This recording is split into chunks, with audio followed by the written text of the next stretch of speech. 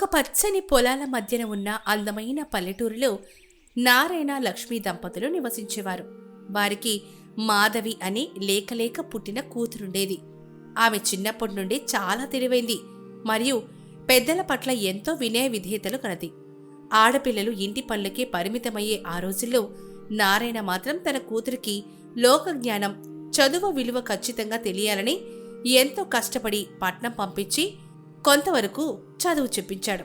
మాధవి కూడా తండ్రి కష్టాన్ని ఏమాత్రం వమ్ము చేయకుండా చాలా బుద్ధిగా చదువుకుంది.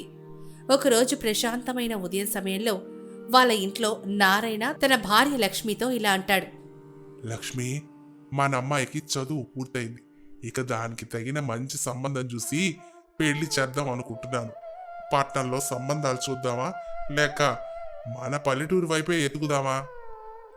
అవునండి, ఆడపిల్లలకు ఎంతకంటే చదువు ఎందుకులేండి. రామాపురంలో నా తమ్ముడు వరసేవాడి కొడుకు రాము ఉన్నాడుగా, అతనికి ఇచ్చి చేద్దామా? కుర్రాడు పెద్దగా చదువుకోలేదు కానీ అచ్చమైన భూమిపుత్రుడు. మట్టిని నమ్ముకున్నాడు. 10 మందికి పట్టెడన్నం పెట్టే రైతు. కష్టపడి వ్యవసాయం చేసుకుంటూ బ్రతుకుతున్నాడు. పెద్ద పట్టణంలో సంబంధాలు చూసి ఇబ్బంది పడే కంటే మన కళ్ళెదుటే ఉండే పల్లెటూరి సంబంధమే మేలు. మన పిల్లని పువ్వుల్లో పెట్టి చూసుకుంటాడు. సరే, కుర్రాడు మంచోడైతే, కష్టపడి తత్వం ఉన్నవాడైతే నాకు సమ్మతమే. మాధవిని కూడా ఒక మాట అడుగుదాం. అమ్మా మాధవి, ఇట్రా తల్లి.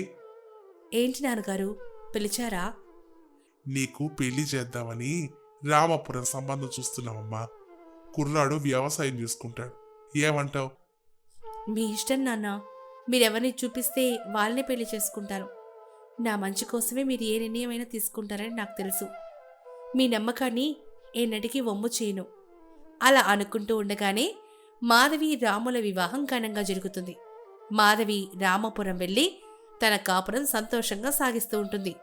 కానీ ఆ ఊరి జమీందారు భుజంగరావు చాలా దురాశపరుడు.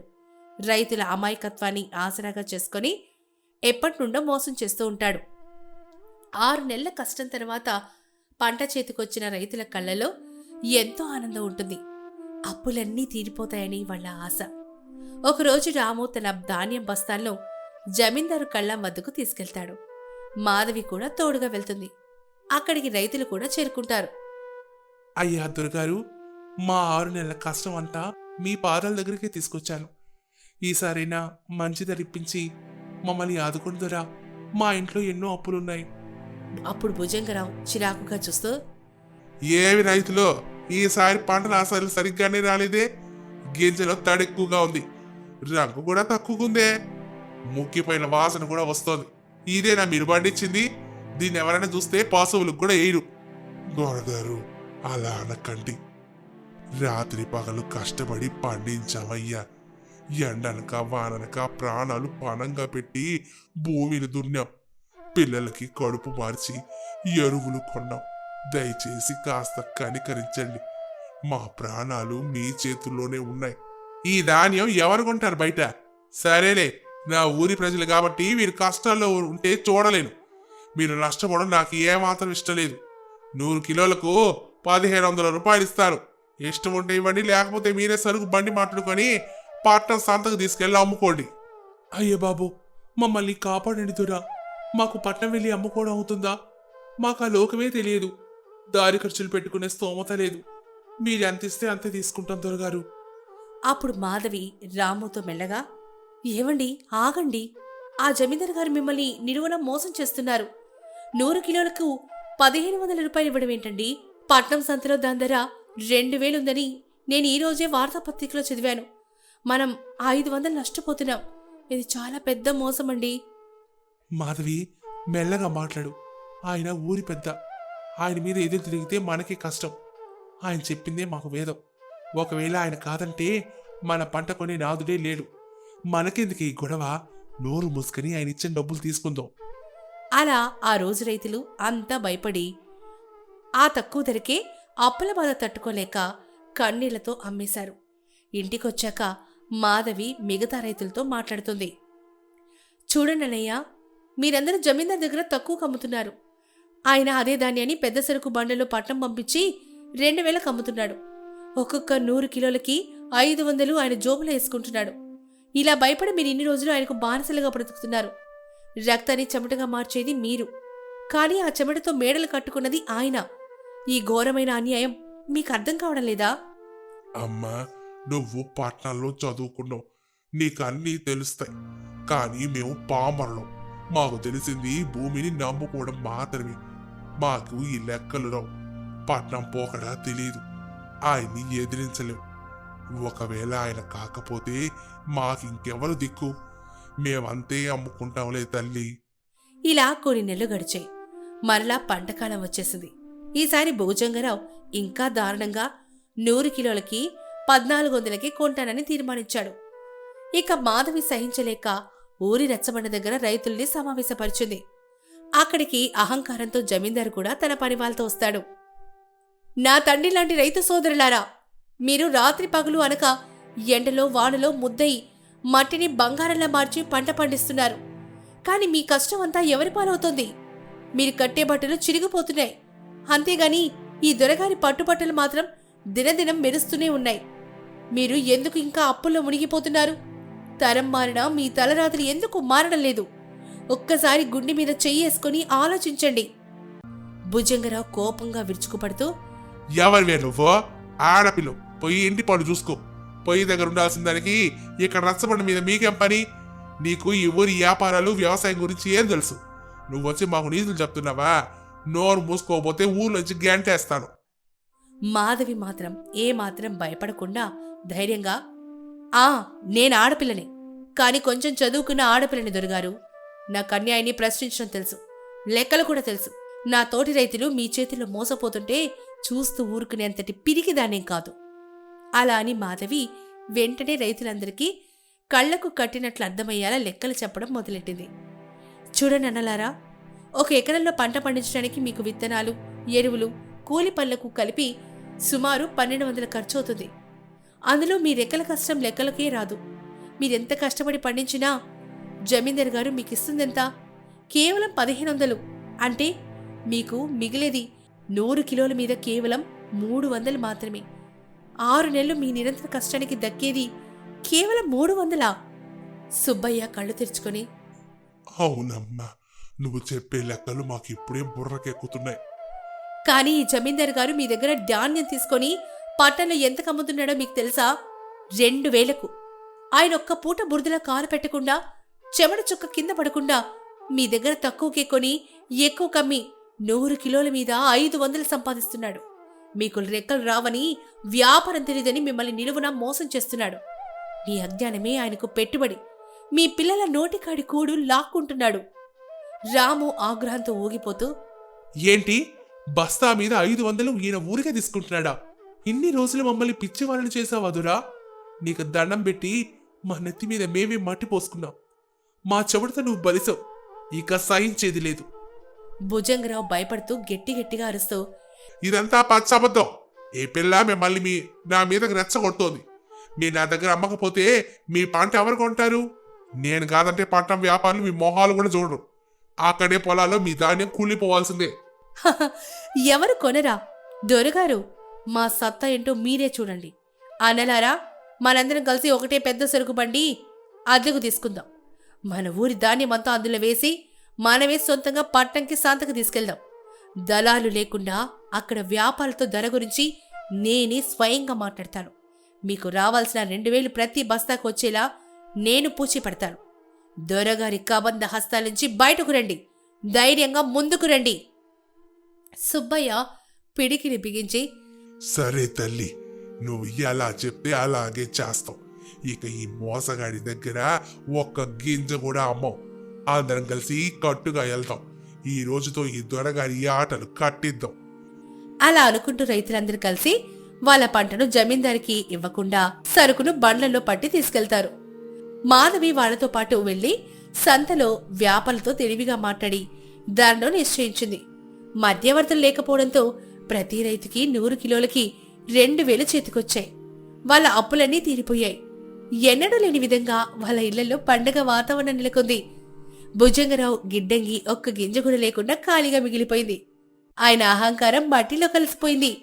ఆ తర్వాత రైతులంతా ఆనందంగా పూలదండలతో మాధవి ఇంటికొచ్చారు. అప్పుడు సుబ్బయ్య చేతులు జోడించి, తల్లి, నువ్వు మా ఇంటికి వచ్చిన సాక్షాత్ దేవతవు. నువ్వు లేకపోతే మమ్మల్ని ఆ జమీందారు ఇంకా ఎన్నేళ్లు మోసం చేసేవాడు. నీ వల్ల ఈరోజు మేము సంతోషంగా ఉన్నాం. మా అప్పులన్నీ తీరిపోయాయి. మా తలరాతల్ని మార్చావు తల్లి. అన్నయ్యలారా, ఇది నా గొప్పతనం ఏమాత్రం కాదు. నేను కొంచెం చదువుకున్నదాన్ని కాబట్టే నేను ఈ మోసాన్ని పసిగట్టాను. చదువు మనకు అక్షరాలు మాత్రమే కాదు, అనంతమైన జ్ఞానాన్ని ఇస్తుంది. సమాజంలో ఎవరి చేతిలో మోసపోకుండా కాపాడుతుంది. ఇప్పటి నుండి మీకు లెక్కలు ఏమైనా ఉంటే నేనే చెప్తాను. మీ ఇంట్లో చిన్న పిల్లల్ని, మరీ ముఖ్యంగా ఆడపిల్లల్ని బాగా చదివించండి. వాళ్లే రేపు ఈ ఊరి భవిష్యత్తును వెలుగులోకి తెస్తారు, మిమ్మల్ని కాపాడుతారు. అప్పుడు రాము గర్వంగా చూస్తూ, అవును మాధవి, నేను చూస్తుంటే నాకు చాలా గర్వంగా ఉంది. ఆడపిల్ల చదువుకుంటే కేవలం వంటగదికి పరిమితం కాదు, ఒక ఊరికి వెలుగని నువ్వు ఈరోజు నీ తెలివితేటలతో నిరూపించావు. నీలాంటి భార్య దొరకడం నా అదృష్టం. ఆ రోజు నుంచి మాధవి ఆ ఊరికి ఒక సలహాదారురాలిగా, ఒక మార్గదర్శిగా మారిపోయింది. ఊరి ప్రజలందరూ ఆమెను ఎంతో గౌరవంగా చూసుకున్నారు. ఆమె తన చదువుతో, బుద్ధిబలంతో జమీందారు మోసం నుంచి ఊరిని శాశ్వతంగా కాపాడి గొప్ప కీర్తి ప్రతిష్టలు పొందింది. మరి ఈ కథ ద్వారా మనం తెలుసుకున్న ఇదేంటో తెలుసా? చదువు మనిషికి కేవలం అక్షర జ్ఞానాన్ని మాత్రమే కాదు, అన్యాయాన్ని ఎదిరించే వివేకాన్ని, ధైర్యాన్ని ఇస్తుంది. ఆడపిల్ల చదివిస్తే ఆ కుటుంబానికి కాక సమాజానికి వెలుగొస్తుంది. అలాగే ప్రజలందరూ సమిష్టిగా ఏకమైతే ఎంత మోసగాడినైనా, స్వార్థపరుణ్ణైనా సులభంగా ఓడించవచ్చు. అనగనగా లక్ష్మీపురం అనే పల్లెటూరులో కృష్ణయ్య అనే కష్టజీవి ఉండేవాడు. అతడు కూలి పనులు చేసుకుంటూ తన కుటుంబాన్ని అతి కష్టం మీద పోషించుకునేవాడు. చేతికి దొరికిన చాలీచాలని డబ్బుతో కుటుంబ పోషణ భారమై భార్య పిల్లలు తినేది తినక, పస్తులు ఉండేది ఉండక చాలా ఇబ్బందులు పడేవారు. ఒకరోజు తన కుటుంబ కష్టాలు తీర్చడానికి ఒక మార్గం వెతుకుతూ కృష్ణయ్య ఆ ఊరి గ్రామాధికారి దగ్గరకు వెళ్ళాడు. కృష్ణయ్య దీనంగా నమస్కరించి, అయ్యా, నేను ఎంత కష్టపడుతున్నప్పటికీ నా కుటుంబానికి సరిపడా డబ్బు సంపాదించుకోలేకపోతున్నాను. చాలని డబ్బుతో మా కష్టాలు తీరడం లేదు. అలాగని ఎవరి దగ్గర చెయ్యి చాచడం నాకిష్టం లేదు. నా ఆత్మగౌరవాన్ని నేను కాపాడుకోవాలి. మీరే ఏదో ఒక సలహా చెప్పి నన్ను ఈ కష్టాల నుంచి గట్టెక్కించండయ్యా అని వేడుకున్నాడు. గ్రామాధికారి కృష్ణయ్య నిజాయితీని, కష్టపడి తత్వాన్ని మెచ్చుకున్నాడు. కొద్దిసేపు ఆలోచించి, కృష్ణయ్య, నువ్వు చెప్పింది నిజమే. ఈ పల్లెటూరులో ఎంత కష్టపడినా నువ్వు ఇప్పుడు సంపాదిస్తున్న దానికన్నా ఎక్కువ సంపాదించడం చాలా కష్టం. నువ్వు ఒక పని చెయ్యి, వెంటనే రాజధాని నగరం వెళ్ళు. అక్కడ నీ శ్రమకు తగ్గ ప్రతిఫలం ఉంటుంది. నువ్వు ఇప్పుడు సంపాదిస్తున్న దానికి 4 ఇంతల డబ్బు సంపాదించే అవకాశం ఉంటుంది అని సలహా ఇచ్చాడు. గ్రామాధికారి కళ్ళల్లోకి చూసి కృష్ణయ్య భయంగా, అయ్యా, రాజధాని నగరం అంటే నాకు భయం వేస్తోంది. నేనెప్పుడు పల్లెటూరు దాటే వెళ్ళలేదు. నాలాంటి అమాయకుడికి అక్కడ ఎలా ఉంటుందో అని అడిగాడు. గ్రామాధికారి నవ్వి, అయితే ఒక మాట గుర్తుపెట్టుకో. రాజధానిలో అడుగడుగునా మంచి మనుషులు ఎంత ఉంటారో అంతకంటే ఎక్కువ మోసాలు చేసేవాళ్ళు కూడా ఉంటారు. అందుకే అక్కడ నువ్వు తెలివిగా, జాగ్రత్తగా బ్రతకాలి. నీకు బుద్ధిబలం ఉందిలే, ధైర్యంగా వెళ్ళు, విజయం సాధిస్తావు అని ప్రోత్సహించాడు. కృష్ణయ్య సంతోషంతో, ధైర్యంతో నమస్కరించి ఒక మంచి రోజు చూసుకుని రాజధాని నగరం బయలుదేరాడు. రాజధాని నగరంలో అడుగు పెట్టగానే విశాలమైన రహదారులు, ఆకాశాన్ని తాకుతున్న భవంతులు, రంగురంగుల విద్యుత్ దీపాలు చూసేసరికి కృష్ణయ్యకు మతిపోయినంత పనైంది. తన పల్లెటూరుకి ఈ నగరానికి ఉన్న తేడా చూసి ఆశ్చర్యపోయాడు. అలా బజార్లు నడుస్తూ ఉంటే కృష్ణయ్య ముక్కుపుటలు వదిలిపోయేలా మధురమైన మిఠాయి వాసనలొచ్చాయి. అదొక పెద్ద కొట్టు. దాని పేరు సుబ్బాయి నేతి మిఠాయి కొట్టు. మిఠాయిల వాసన కృష్ణయ్యను ఆ కొట్టు దగ్గరికి లాకెళ్ళిపోయింది. అక్కడ నిలబడి నెయ్యి, చక్కెర, సుగంధ ద్రవ్యాల అద్భుతమైన సువాసనలు ఆస్వాదిస్తూ పరవశించిపోయాడు. అందంగా, ఆకర్షణీయంగా అద్దాల పెట్టెల్లో అమర్చబడి ఉన్న రకరకాల మిఠాయిలు, జిలేబీలు, లడ్డూలు, మైసూరుపాకులు చూస్తూ కృష్ణయ్య తెలియకుండానే నీళ్లు నమలసాగాడు. చాలాసేపటి తర్వాత ఆ సువాసనల ప్రపంచం నుంచి కృష్ణయ్య ఈ ప్రపంచంలోకి రాలేకపోయాడు. ఇంకిక్కడి నుంచి వెళ్ళాలి, ఏదైనా పని తుక్కోవాలి అని మనసులో అనుకుని వెళ్లడానికి సిద్ధమవుతూ ఉండగా మిఠాయి కొట్టు యజమాని సుబ్బయ్య కృష్ణయ్యను పిలిచాడు. సుబ్బయ్య తన దుకాణంలో రద్దీ లేకపోవడంతో విసుగ్గా ఉన్నాడు. అతడి కళ్ళల్లో అత్యాశ స్పష్టంగా కనిపిస్తోంది. ఓయ్ అబ్బాయ్, నువ్వు ఒక 10 రూపాయలు చెల్లించెళ్ళు అని గట్టిగా అరిచాడు. కృష్ణయ్య ఆశ్చర్యపోతూ, ఏంటి, మీకు నేనెందుకు 10 రూపాయలు చెల్లించాలి? మీ కొట్లో నేనేం తీసుకోలేదే, కనీసం చిన్న ముక్క కూడా ముట్టుకోలేదు అని అన్నాడు. సుబ్బయ్య పెద్దగా నవ్వి, నువ్వు మిఠాయి తినకపోవచ్చు, కానీ నా కొట్టులో తయారు చేసిన మిఠాయిల సువాసనలు ఆస్వాదించవు కదా. ఆ సువాసనలకు ఆ నీతి ఆవిరికి డబ్బులు చెల్లించాలి. అది నా వ్యాపార ధర్మం అని మొండిగా అన్నాడు. కృష్ణయ్యకు కోపం వచ్చేసింది. ఇది చాలా అన్యాయం. వాసన చూడడం కూడా తప్ప, బజార్లో నడుస్తున్నప్పుడు వచ్చిన వాసనలు కూడా డబ్బులు చెల్లించాలా? ఇదెక్కడి న్యాయం అని అడిగాడు. సుబ్బయ్య కళ్ళల్లోకి కోపం తెచ్చుకొని, ఖచ్చితంగా చెల్లించాల్సిందే. ఇప్పుడు అది 10 కాదు, 100 రూపాయలు. 100 రూపాయలు పెట్టి ఇక్కడి నుంచి కదులు, లేదంటే సైనికులు పిలుస్తాను అని బెదిరించాడు. ఆ క్షణంలోనే కృష్ణయ్యకు తన గ్రామాధికారి చెప్పిన మాటలు గుర్తుకొచ్చాయి. రాజధానిలో అడుగడుగునా మోసాలు చేసేవాళ్ళుంటారు, తెలివిగా బ్రతకాలి కృష్ణయ్య. మిఠాయి కొట్టు యజమాని తన్ను మోసం చేయడానికి ఇలా మాట్లాడుతున్నాడు అనే విషయాన్ని వెంటనే గ్రహించేశాడు కృష్ణయ్య. కృష్ణయ్య మొహంపై అమాయకత్వం మాయమైపోయి ఒక చిన్న చిరునవ్వు, తెలివితేటలు చోటు చేసుకున్నాయి. అప్పటికప్పుడు అతడికి ఒక ఆలోచన స్ఫురించింది. కృష్ణయ్య తన జేబులో చేయి పెట్టి తన దగ్గర ఉన్న కొన్ని చిల్లర నాణేలను తీసుకుని గలగలా మనిపించాడు. నాణేల చప్పుడు సుబ్బయ్యకి స్పష్టంగా వినపడింది.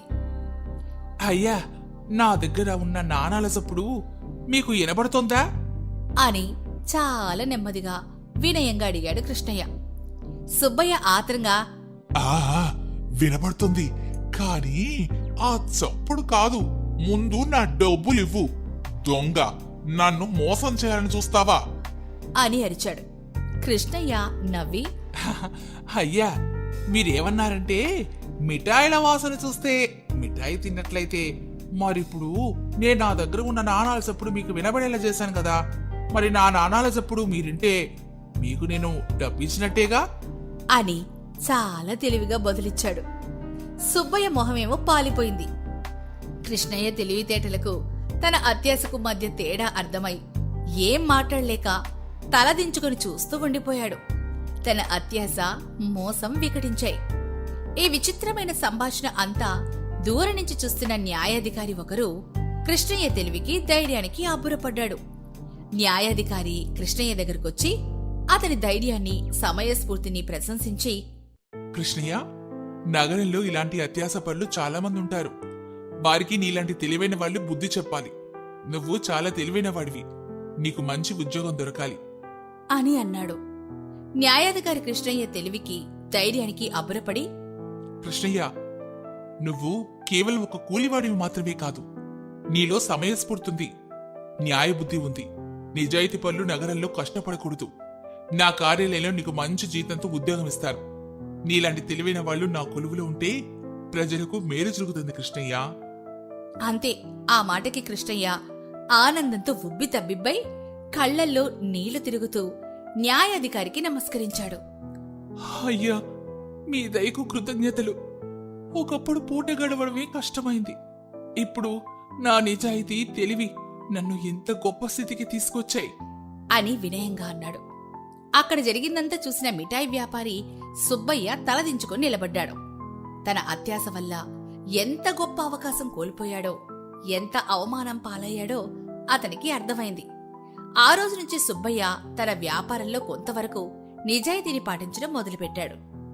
కృష్ణయ్య రాజధానిలో గౌరవప్రదమైన ఉద్యోగం సంపాదించి తన కుటుంబాన్ని లక్ష్మీపురం నుంచి నగరానికి తీసుకొచ్చేశాడు. తన బుద్ధిబలంతో, పని పట్ల శ్రద్ధతో ఉన్నత స్థానానికి చేరుకొని సంతోషంగా జీవించాడు. మరి ఈ కథ ద్వారా మనం తెలుసుకున్న నీతేంటో తెలుసా? తెలివి మరియు సమయస్ఫూర్తి ఉంటే ఎలాంటి కష్టమైనా అధిగమించవచ్చు. అత్యాశ ఎప్పుడూ మంచిది కాదు. అది చివరికి నష్టాన్ని మిగిలిస్తుంది.